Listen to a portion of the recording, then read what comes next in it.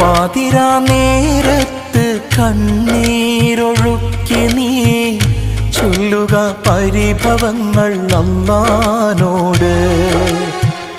ഖൈറാണ് എങ്കിൽ നിനക്കല്ലാഹ് നൽകിടും, എല്ലാറ്റിനും കഴിവുള്ളവനാ നിന്റെ റബ്ബ്.